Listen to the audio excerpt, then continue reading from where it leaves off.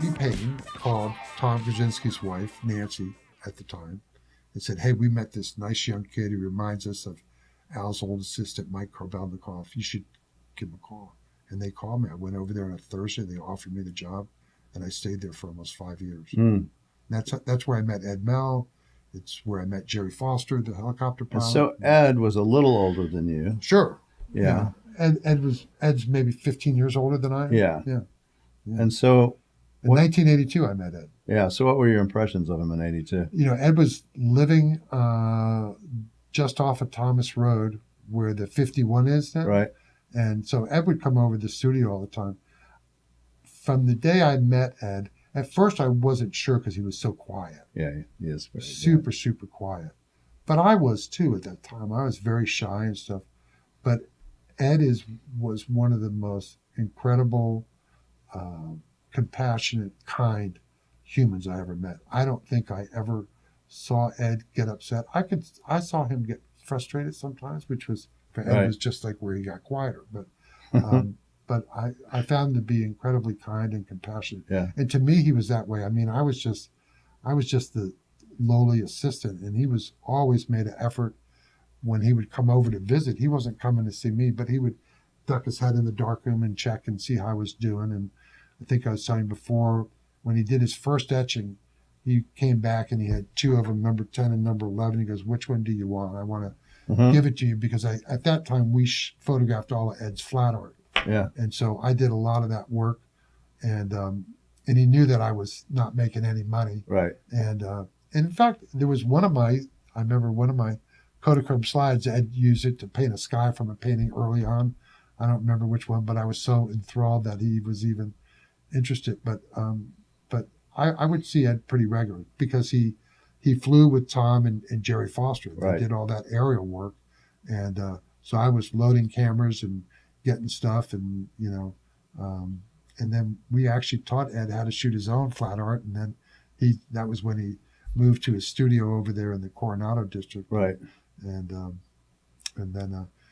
even later on, when I was more established, Ed bought his little where he kept his cars up the street from the studio. Right. And that building that was next to Ed, that big building, was my photo studio for about 15 years. Mm. And so Ed called me one day and goes, "Scott, I got this brand new plastic darkroom sink in here."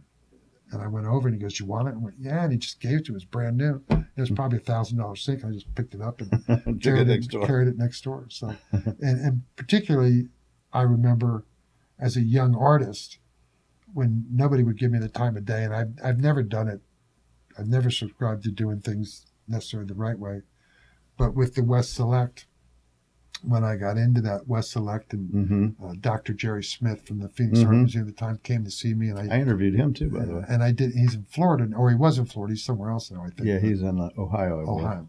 But I remember he called me up and wanted to come to see me, and he knew I was working on this project, which the Rancher project for a long time I'd worked in relative obscurity. And he was telling me about it. I go, "Well, can I ask you why me? And he said, "People are talking about you." And I didn't know that, but I know Ed one time at one of the West Select events, they would have these kind of luncheons at the end where they gave out their awards, and I remember this year before the last year, which was probably 13. I remember Jay won gold medal for works on paper with his railroad car. I love that photograph, and I remember I was sitting and then the last year that they had it was 2014. Yeah. And I was sitting at a table, and Jay was at the table.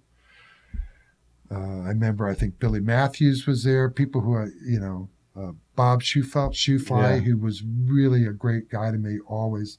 But Ed was sitting, and my sister was there, and Ed was with me, and I won the gold medal for works on paper and won Best of Show.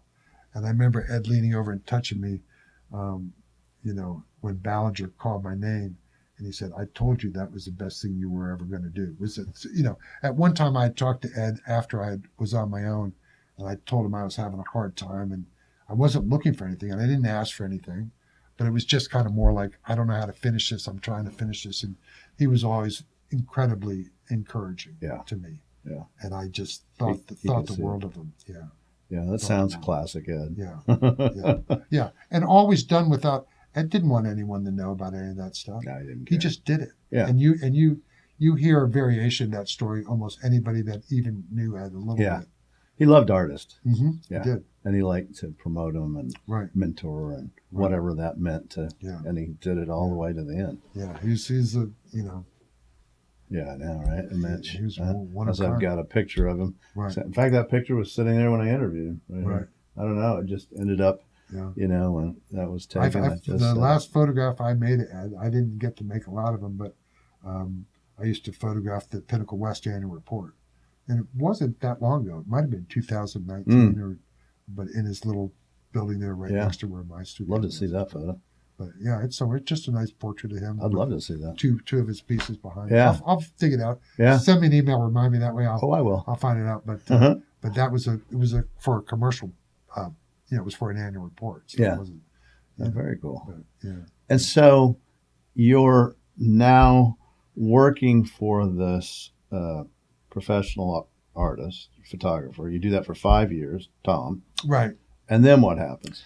So then one day, Mike Campbell, who was this designer friend of mine, and an old friend of mine for 30 years, who knew Ed very well, he and his partner at the time, Greg Fisher, were pretty hot design for him. I mean, they did the logos for the Coyotes and the Diamondbacks and the Suns, and they were hot. They were kind of a big deal. And they did APS's annual report and all this stuff, and they worked with Tom.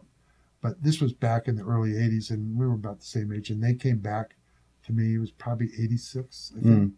Mike, I remember, it might have been both of them, but they walked back in the darkroom and they go, "You're too good to be here. We'll help you." I didn't have any money. You got to remember, at that time, I was making $135 a week, working 6 days a week. And I did get health insurance. And sometimes I got little commissions when I would shoot little things for Tom. And I loved working for Tom. But they came back and they said, "We'll help you." And so they did my business card, letterhead. They did a postcard campaign for me. And they gave me a little bit of work. In fact, 1987, I pitched against some big photographers, including John Running out of Flagstaff and Sue Bennett, who were really good. And I got the 1987 Pinnacle West Annual Report, which was my first big project. And at that time I was not quite 30 yet. Yeah. And I went on the road with this guy Mike Campbell and did that. So I started doing corporate photography. I was doing a lot of annual reports. I worked on Phelps Dodge, Marabank, all kinds of uranium mining companies. Did you find that rewarding doing this? I did. I liked it. I really enjoyed it. I liked it because it was very graphic, and at that time, I think in the 80s and stuff, even the early 90s, there were really great graphic designers who you really got to do some really great photography. And it was a great learning platform for me. I didn't know it, but for later on, I found it to be a really great, incredible learning experience for me for where I am now. And I still do some editorial and some corporate work, not that much, but that's what I did for a long time. And then I did some advertising work, and then what happens in the photography game and the advertising game, unless you are an Avedon, right, or an Annie Leibovitz or somebody like that, you start to age out of the business just because the people that you've worked with, the art directors, creative directors, designers, they're all starting to retire. And when you start to get into your 50s, and there's all these great, really talented young people coming up behind you. And so, I was still doing a lot of work, but I could see the writing on the wall in my 50s, and I was like, oh, but I was still super busy. But I was like, oh, and I really wanted to always do art photography. I just never thought I would. And then I just kind of backdoored into this project, and I started just working on it. And then, so what happened was I had a lot of my friends who were contemporary, my peers in commercial photography, who were my age, who retired, and then goes, okay, now I want to be an art photographer. It's like, then no, I'd been working on it for 15 years. So, but slowly, while I knew I could see myself getting kind of aged out a little bit. Yeah. So I was like, oh, be the older, wiser, kind of art photographer. And I kind of walked into this rancher niche, which again, I hadn't planned. I just did it. And so I ran with it, and people thought sometimes that's all they think I can do. But but I am kind of more of a portrait photographer. Yes. So And so you do the corporate gig for 20 years. still do a little bit. Yeah. But I did it. I was really busy with corporate and advertising work probably up until about 5 or 6 years ago. Mm-hmm. And it was probably about 6 years ago when the majority of my income now comes from art, Mm. And I have a couple of really great magazine clients that I like. One of them is Arizona Highways that I get to work with, that I have worked with for a long time. And the other one is a great magazine, literary magazine that's published by William Hearst out of San Francisco. And it's called Alta Journal, and really knows how to use photography. Great writers. And I've gotten to do stories, on Doug Peacock, who was friends with Abbey. In fact, one of the guys who buried Edward Abbey. Mm. I've recently did work on murdered and missing indigenous women on a reservation in Northern California. Mm.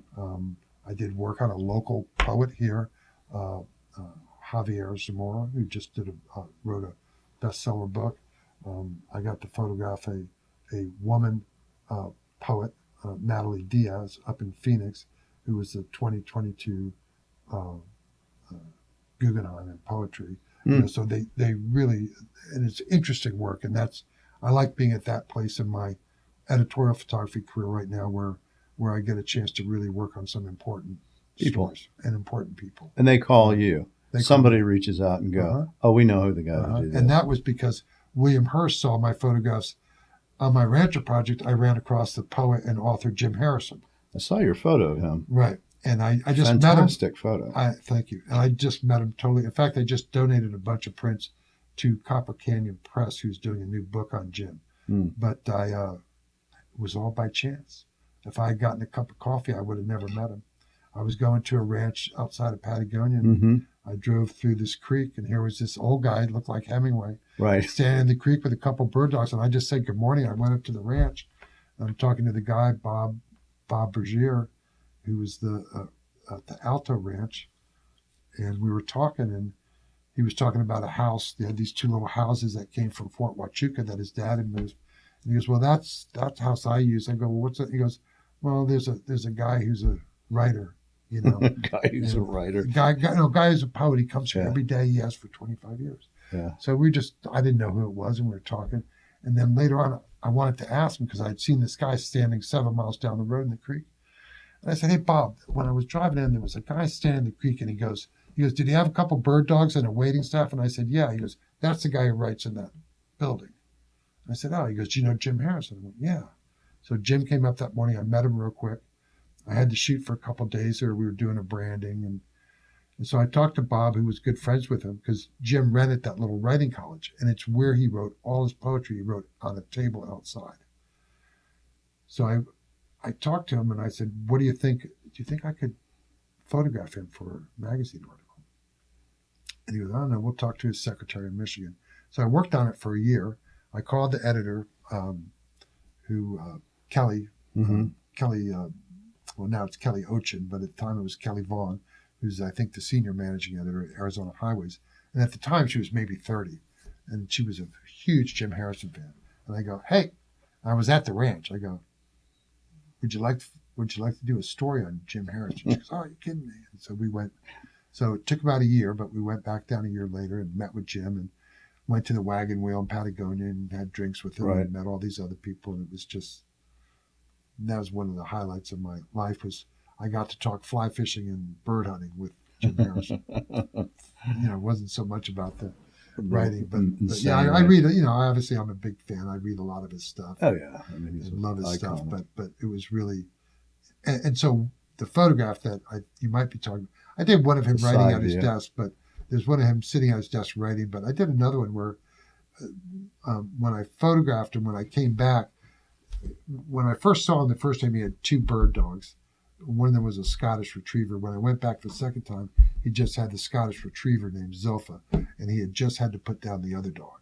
So when I photographed him, I asked him, that was kind of the first place I'd seen him, so I kind of wanted to recreate that, and I just let him stand in the creek. So yeah, lots of, that's the thing about photography too. There's all kinds of serendipitous stuff that just happens. But you made that happen. yeah, I was going to shoot a different guy. Yeah, but you're I there drove for across it. branding, and then Right. you're curious, and you ask Right. the question, Right. "Who's that guy?" And the Right. guy interests you because you could see Right. something when you see him. Right. Right? That's an Right. intense Right. man. And so typically too, everybody's different. I don't always carry a camera with me. Obviously, I had cameras there, but when I drove through that, you got to imagine like this great backlight coming through the trees, and there's Right. this old guy standing in this creek. And, Right. But I'm not a guy who just tries to grab photographs. I recognize the photograph. That's why I went back to kind of do it. But I don't like to do that to people because I always want to I prefer to establish a relationship with a subject before so like I didn't want to go Click. grab my camera, click, and Right. step on the gas and drive up the road. It's not about that for me. So Yeah, that's yeah. very interesting. Yeah. But you saw it. I mean, I'm sure in his face, he's an intense he's individual. really intense. It's really intense. So I'll tell you a great story. There was when I went to. He was going to be interviewed by Kelly for the story. This young editor at Arizona Highway. So go up. We sit on his back patio, and I don't even take my cameras. I want to go up there and I want to listen to Jim. And he told this great story about watching a mountain lion stalk and kill a deer behind his little adobe house there in Patagonia.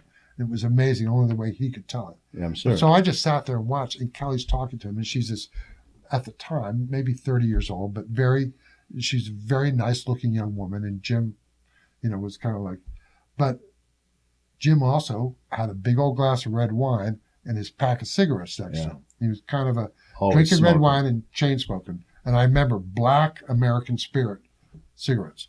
And so I'm sitting there watching, and he's talking, and he's just chain smoking, telling the stories. Yeah. And it was fascinating. And Kelly, all of a sudden, Kelly goes, "Jim, I really wish you would quit smoking. I'm just so worried about you." And Jim's sitting there, he goes, "Kelly, if God didn't want me to smoke, he wouldn't tell me how to do it so goddamn well." And that was it. And that's my Jim Harrison story that I remember. But he was just it was part of who he was. Yeah, it was part of who he was. He was just right there. And it was kind of, I don't want to curse, but he would curse and just say he didn't care. He's just going to do his thing. Yeah, no. Some people are that way. He died in that house in Patagonia. Yeah. I remember when he passed. Pen on the floor, partially written piece of paper. Yeah.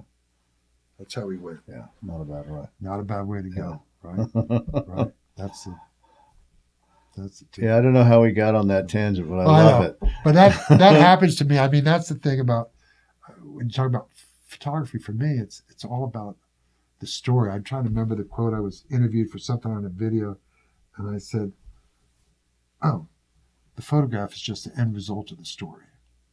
That's true. It is. Yeah. Now, sometimes you can see a photograph and you go, "I know there's a story back to that." But there's all this stuff, and then there's the picture. That's how, yeah. Right. But the pictures you take, you feel that. I think you do feel that. Right. They all have a very there's a sensibilities to your photograph that I'm pretty sure I could look at a photo and go, "That's a Baxter photo." I'm a big believer with photographers, whatever kind of photography they do, but particularly people photographers, is that you can, just by looking at a portrait photographer's work, you can tell a lot about that photographer. Yes. I think a lot of their personality comes through in how they relate to people, how they treat a person. Yes. How they see a person, how patient they are, how impatient they are, how funny they are, how, I think there's a lot to, and I think I just try to be, I just want people to kind of look at me, and just, it's like a trust factor. I want them to give me something that's them. It's really not about me. Right? You're kind of the conduit, you're pressing the button, but you really want it to be about them. You're trying to get to their soul. Right. Literally. You want them to kind of look at you a certain way, or sometimes the term is get them to look through you, right past you. Yeah. Right? Like it's not about me. I'm not really the important person here. They are. Right. So whatever that means at that point. But that's how I see it when I photograph. That's what's important to me. So it's important to me to tell their story. Yes. And tell it in just kind of a very honest, open way. Have you ever thought about all those, you've done all these interviews with people too. Sure. turning that into anything if they would allow it? I have, well, It's history. with the Rancho Project, I remember Dr. Burns hired a woman from Flagstaff who interviewed some of them.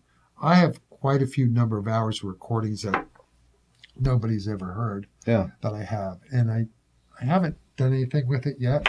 I also have a lot of recordings of myself, whether when I've been interviewed or,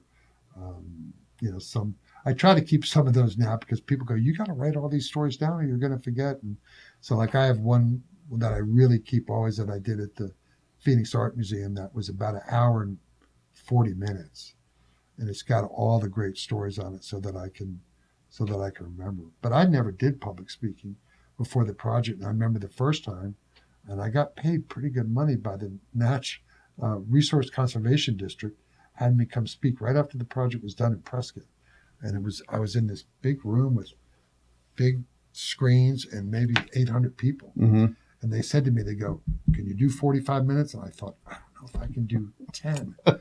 I ended up talking for almost an hour and 45 minutes, but it was because it was a subject that you were interested in, that you were passionate about, Right. which I was. And then because then on the opposite end of that was during the centennial, the Arizona Senate, and at the time it was Governor Brewer, they asked me to address the Senate for the opening of the Centennial Senate. And at that time, the president of the Senate, who was kind of a rancher guy from Prescott, he said, Scott, you got 10 minutes, 15 minutes max. Right. And so they were, I remember them because all of a sudden I was at 25 minutes and they're going, you got to wrap it up. So we had to go then be in the gallery for Governor Brewer's State of the State address for the Centennial. So I'm walking across from the Senate to where the Governor Brewer was doing a thing. And I was with these three guys from the Arizona Senate. I'm like, oh, I'm so sorry. I took too long. I was trying to wrap it up. And they looked at me and they go, doesn't matter. She can't start till we get there. So it's kind of, so then I got used to where the stories were fun to tell. And, it's nice to have had all those people in my life. Yeah, because you are a storyteller. Yeah, that's inexorably, I think, especially what a doesn't have to be a portrait photographer, but like a good photographer is like Dan Budnick, incredible storyteller. Yeah, they really are. And really super important work, but an incredible storyteller. Yes, especially I think his civil rights stuff. Sure, his civil rights stuff is off the I've chain. got an entire wall in my room in my house that's all his civil rights. I almost, after he passed, they had one of his Leicas for sale at Tempe Camera, and I just didn't have the money, but it was like, I was like, I own a Pentax spot meter by a relatively unknown but really amazing landscape photographer who used to haul an 8x10 Deerdorf into the Himalayas. And I bought it at an estate sale of his, and his name was it Jody Foster, I think was his name. And really great photographer, again, not real famous, but really great. And then I had another thing. I had, camera wise, I was Jeff Kidda, who's the photo editor at Arizona Highways. I was working on a project recently. He was asking me what I was working on personally. And so I told him there was a project that I was working on down here at the Sierra Bonita Ranch with rancher Jesse Davis, who was Colonel Thomas Hooker's second great-grandson. Grandson. And but that there was another project I was working on, which was kind of a little bit Western, but I had turned it along the edge, and I wanted to photograph within specific rule boundaries, all four borders of Arizona, all the way around the state. And he goes, well, what are you going to do? How are you going to shoot that? And I said, well, I'm probably going to shoot it probably with just my Hasselblad and one lens and my 4x5. He goes, well, what kind of 4x5 do you have? I go, well, I have an old Linhof Technicolor. And he goes, well, I got this camera that somebody gave me, and I'm an old photojournalist guy, just like 35. I'm going to give it to you, no money. Just pay it forward.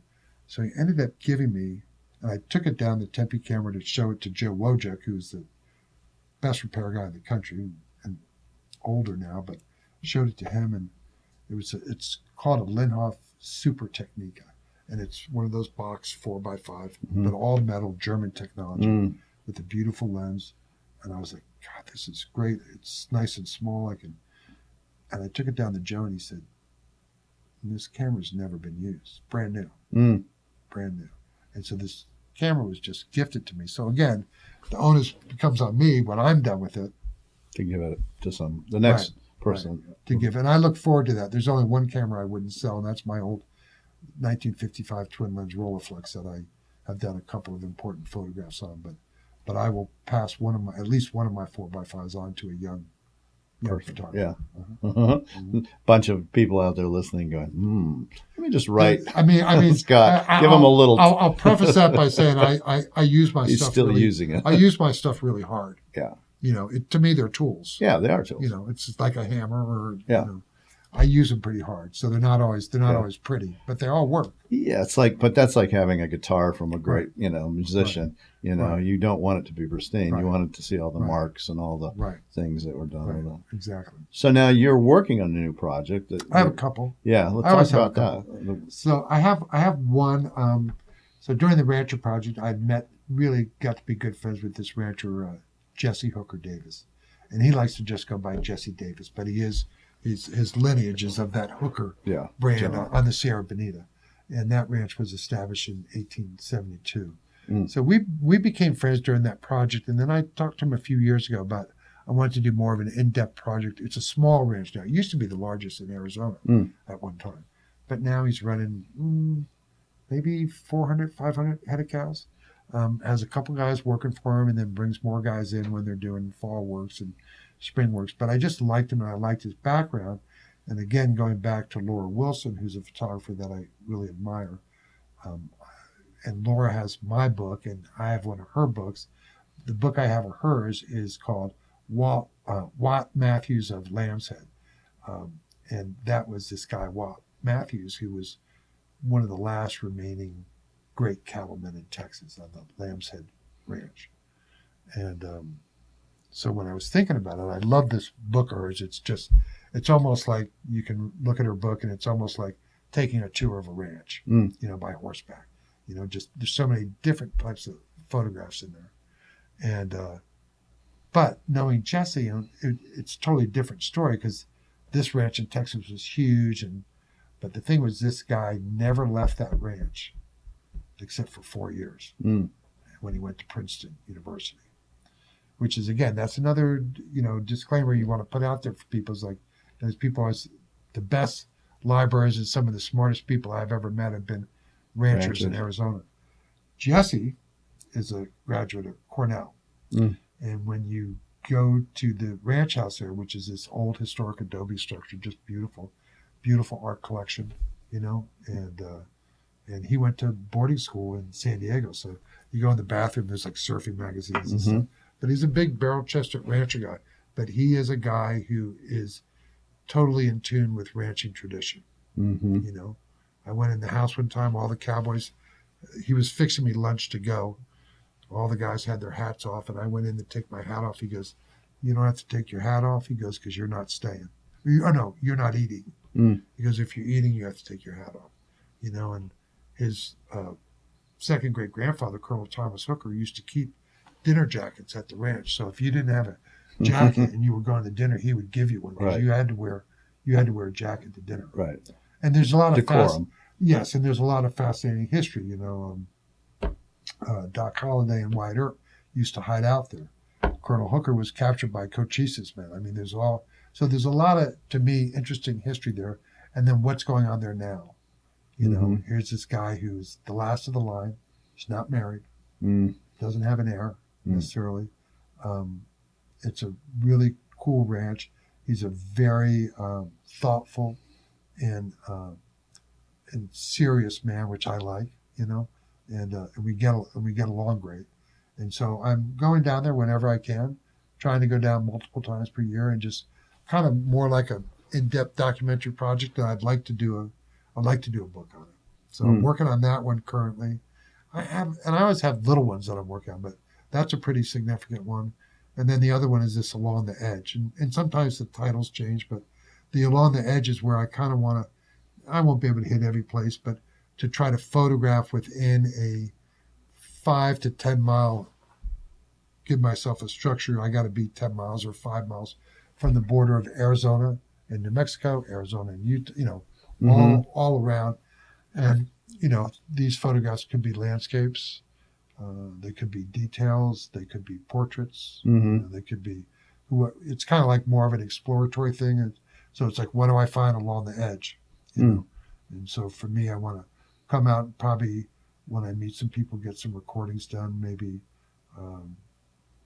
work with someone who can get out there and do some maps. Do you think it'll be any different than what you've seen in Arizona? Yeah. Oh, yeah, sure. I think, well, I mean, because you're only what, 10 miles, you said? That yeah, 10 miles. They're pretty close, you know, Yeah. but, you know, funny thing is, like, if you drive down from Alpine, Arizona, I have a couple people down there that I know, ranchers, another guy who's an old ER doctor, retired. But if you drive down that blue road down into Blue, Arizona, you literally drive around a corner and you're in the woods, and there's a little sign on a white picket fence, and it says, "Welcome to New Mexico," hand painted. Yeah. And you keep driving.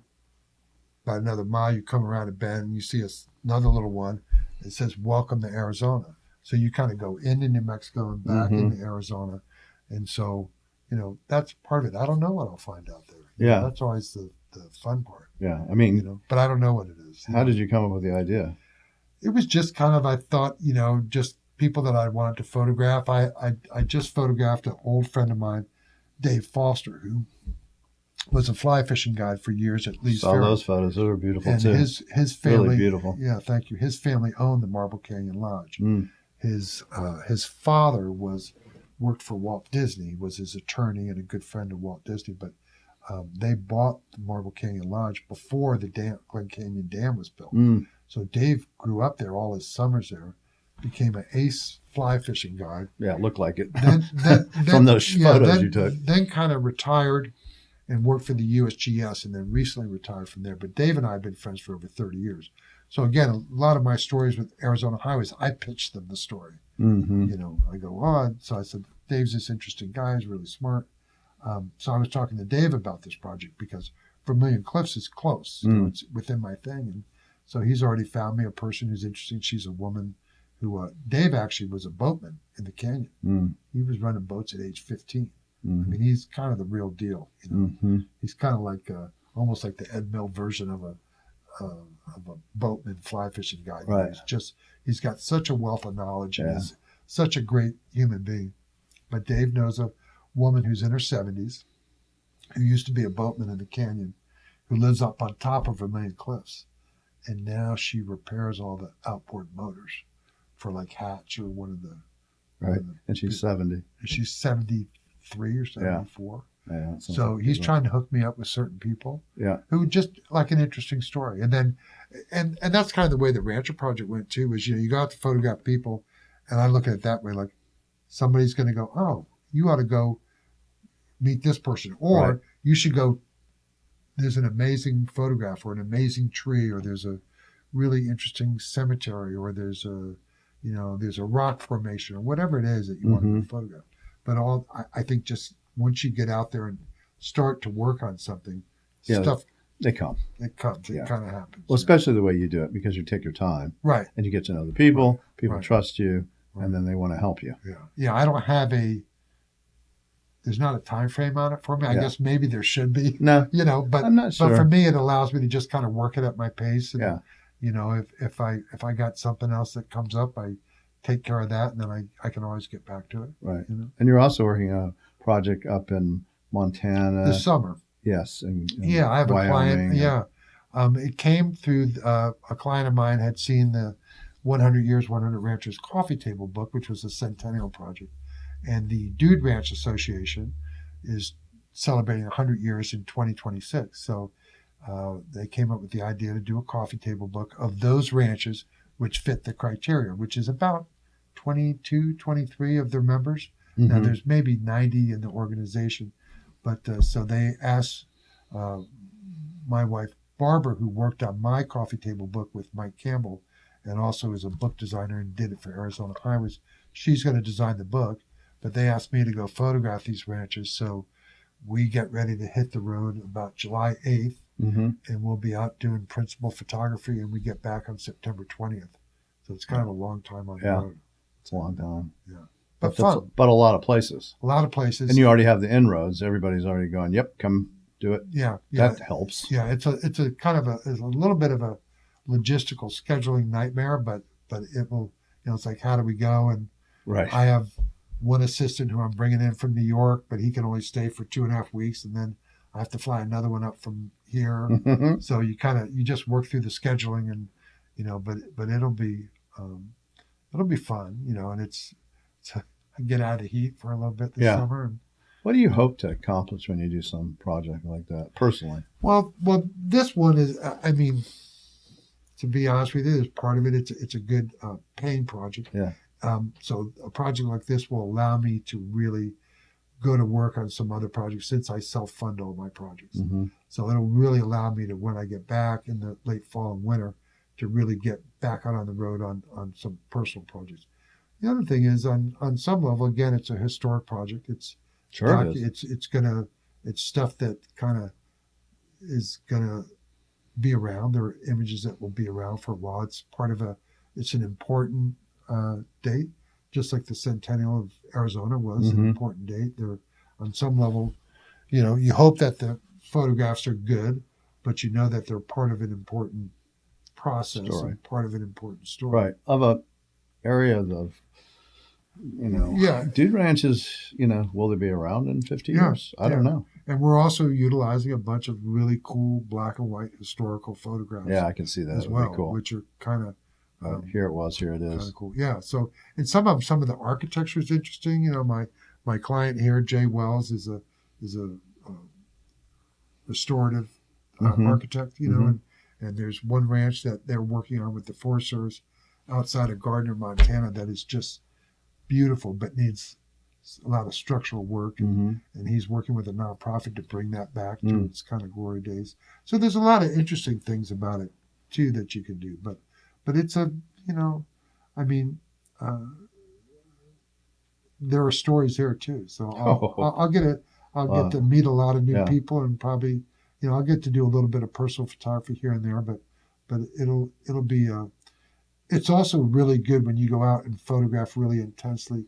It's really good for your, for your chops, what you're doing. I mean, the thing is to be up to speed. You always want to be on top of your game. It's like, it's like anything. It's a little bit like being an athlete too, Absolutely. And so I keep myself photographing on a regular basis and working all the time, but it's really important when you're out there. And I love working with, I have a young assistant from here, and then the assistant I'm bringing in from New York is an old friend of mine who is he's a legit fashion photographer, but we're old friends, and he wants to come see me. But he was Helmut Newton's Los Angeles assistant. Oh, wow.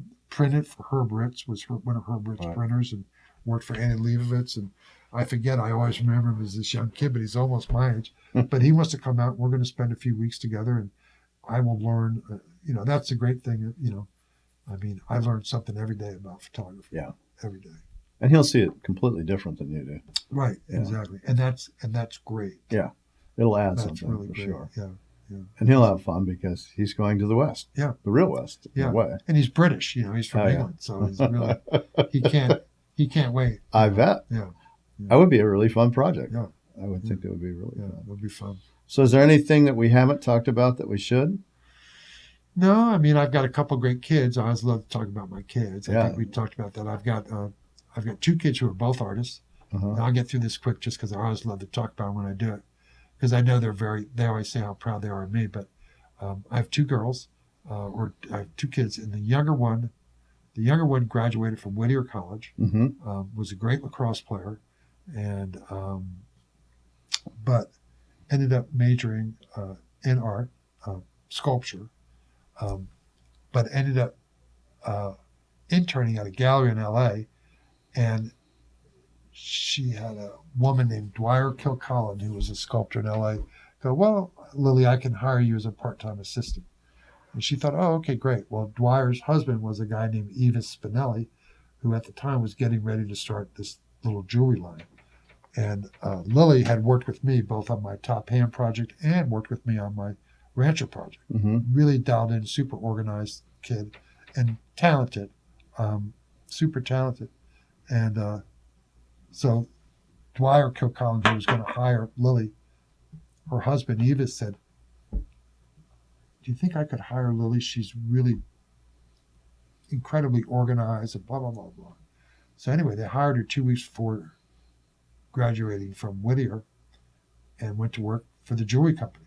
Started out as the kid who was just running jewelry around town and going to FedEx. And it's called Spinelli Kilcullen, and it's a very successful, really. Now, Lily is the creative director there, 10 years later, and is regularly in New York, Paris, Germany, does all the photo shoots, that kind of thing. So real proud of her, really great, kid. And then my older girl, Cray, I was telling you, right, who she went to Yale. just got her MFA in painting from Yale, and it's that's a pretty tough program to. Super hard for art. Super hard, and top one actually. And just graduated, and so we're really, really, really proud of her. Yeah. So it's interesting. They're both go into the arts. Yeah, and they're and I was kind of like, oh my God, they're both going into the arts, but. Is that what your dad thought when you did this, by the way? We never talked about that. My dad was an engineer. Yeah, what did he think about when you went to that? I know what your mom thought, but... He never said a word to me. But then years later, his girlfriend at the time, because my parents were divorced, his girlfriend, who was British, had a daughter who's my age, who's a fairly well-known art photographer in England named Leah Gordon. And my dad... never paid for me to go to grad school, but he paid for this young woman, Leah Gordon, to go to grad school in England. But my dad's girlfriend said, he's incredibly proud of you. But he never said it. It was just kind of a family thing. My mother was always very proud of me, and my mother's still alive. She's 92. But yeah, I'm very proud of my kids. They're both great, both much more talented than I am, and both pretty incredible human beings. So. And that chance, you get old, and that's all you want to do with your kids is to kind of, somebody asked me to, it's kind of like, I just wanted my kids to be able to someday go, hey, my dad did that. Yeah. That's about it. Yeah. They'll do that for sure. If I get that, right. Everything's good. Yeah. So, I'm sure they already say that. Yeah.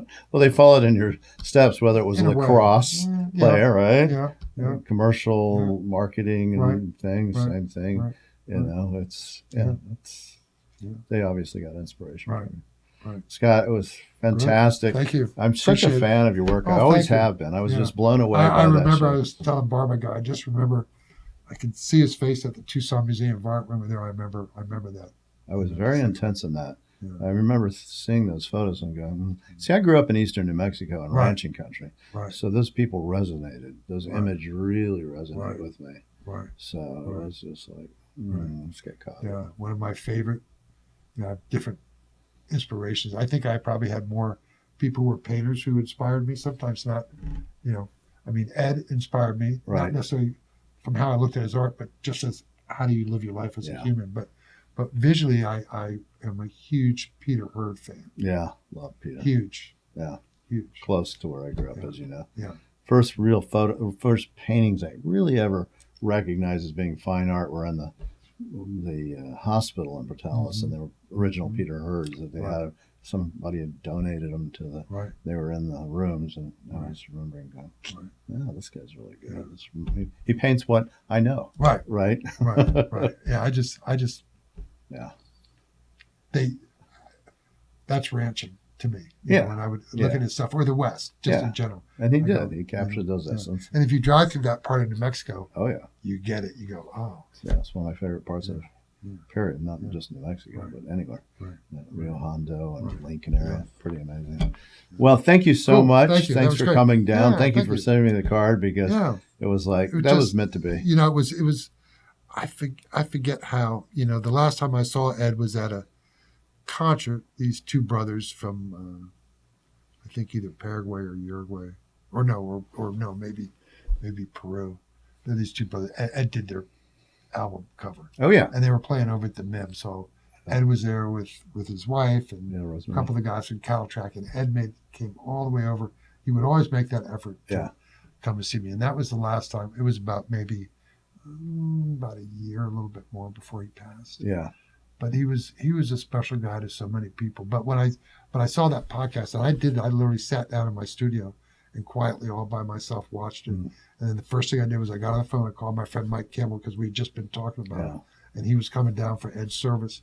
And I said, here's the link, watch this. And he called me back. He was blown away. And I was just like, it was just so it was so, it's nice especially for those people who maybe didn't know Ed, to get a sense when you can get a chance to look at his work, but to listen to him speak. I mean, it was just. Yeah. It took a while to get him to do it. He doesn't know. He's a quiet Don't guy. surprise me. He doesn't want to blow his own horn. And never wanted to. Yeah, never wanted to do that. I just promised him it would just be us talking. Right. I'm so glad he did. Yeah, he finally goes. Well, everybody kept going, when are you going to do it? Right. And everybody I talked to has had something to say about Ed.